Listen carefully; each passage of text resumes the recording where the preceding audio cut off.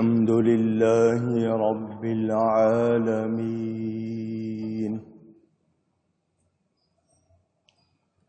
والصلاة والسلام على رسوله سيد المرسلين، رحمة للعالمين،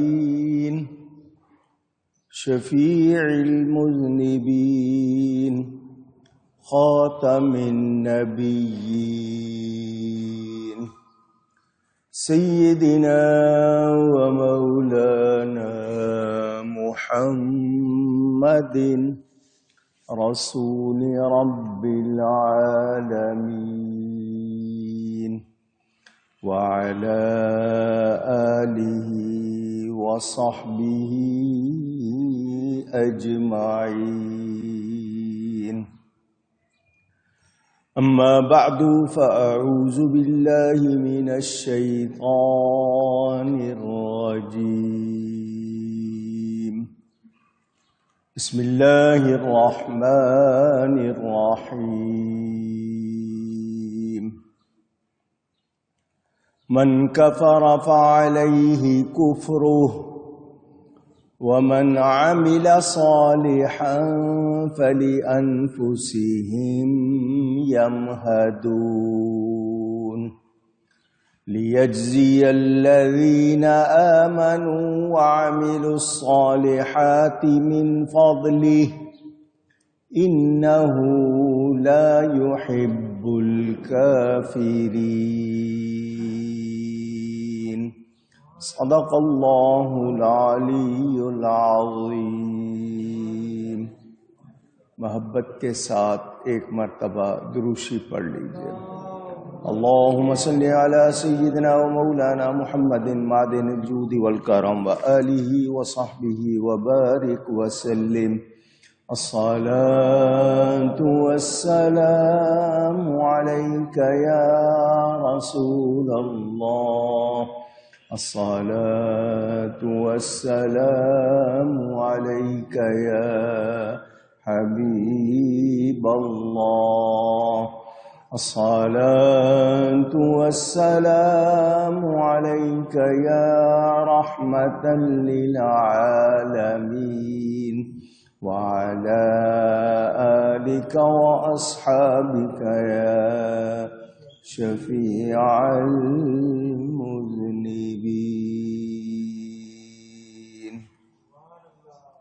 حمد و صلات کے بعد قرآن کریم کی سورۃ الروم کی تفسیر کا بیان آپ سن رہے ہیں.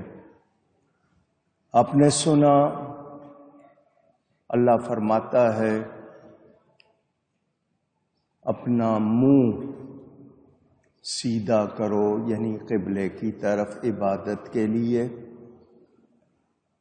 اس سے پہلے کہ وہ دن آئے جسے اللہ کی طرف سے ٹلنا نہیں ہے، یعنی قیامت کا دن. اس دن الگ ہٹ جائیں گے، بہشتی الگ، دوزخی الگ. جو کفر کرے اس کے کفر کا وبال اسی پر ہے، اور جو اچھا کام کریں وہ اپنے ہی لیے تیاری کر رہے ہیں، تاکہ اللہ صلہ دے جو ایمان لائے، جنہوں نے ایمان لا کر اچھے کام کیے. اپنے فضل سے اللہ ان کو نوازے. بے شک وہ کافروں کو دوست نہیں رکھتا. اس حوالے سے ضروری باتیں آپ کو بتا چکا، ایک بار پھر دوہرا رہا ہوں کہ ایمان بنیاد ہے. ایمان کے بغیر جو لوگ کتنے ہی اچھے کام کر لیں، وہ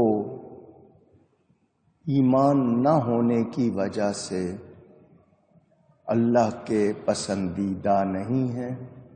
آخرت میں ان کا کوئی حصہ نہیں ہے.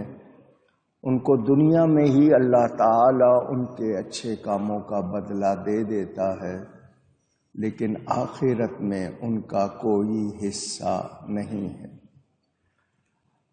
ایمان کے بغیر کسی کی بخشش نہیں ہوگی۔ مدار نجات، بخشش نجات کا دار و مدار ایمان پر ہے۔ ایمان والا ہی جنت میں جائے گا بالآخر، اور جو ایمان والا نہیں ہے اس کے لیے جنت نہیں ہے۔ ایمان نام ہے عقیدوں کے صحیح ہونے کا، پکے یقین کا، سچی بات ماننے کا۔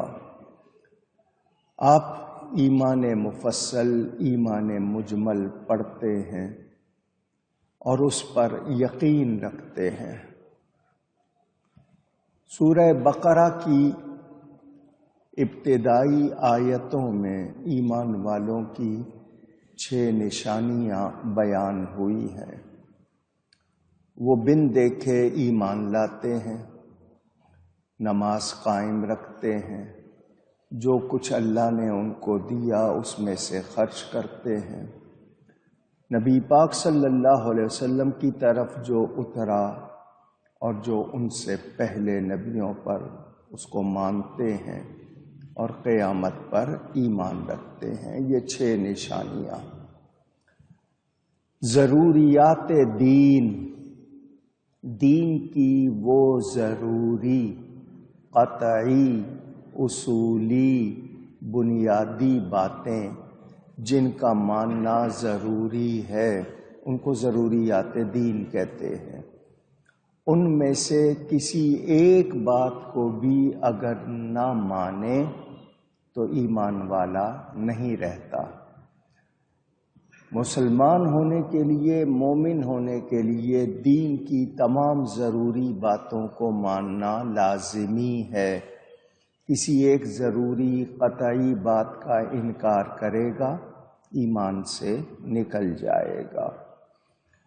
پھر ضروریات اہل سنت کے، اہل سنت ہونے کے لیے کیا کیا باتیں ماننا ضروری ہے، میں اپنی مختلف تقریروں میں بتاتا رہتا ہوں، آپ لوگ سنتے رہتے ہیں۔ ہماری کمزوری یہ ہے کہ ہم ضروری باتوں پر توجہ نہیں دیتے۔ اہل سنت میں اس وقت جو حال ہے وہ یہ کہ مستحبات، مستحب کی جمع اس کے معنی پسندیدہ، پسندیدہ باتوں پر، نفلی عبادات پر زور ہے۔ فرض واجبات کے حوالے سے لوگ کمزور ہیں۔ مثلا میں ان سے یہ کہوں کہ 5 وقتہ نماز جماعت کے ساتھ مسجد میں آ کے پڑھو، اس پر توجہ نہیں ہے۔ اگر ان کو کوئی وظیفہ بتا دوں اسے پڑھتے ہیں، بلا شبہ بہت ثواب ہے۔ قرآن کریم کی تلاوت، درود شریف، اذکار کا پڑھنا بہت فائدہ مند ہے، مگر جو فرض اور واجب چیزیں ہیں ان کی طرف توجہ کم ہے۔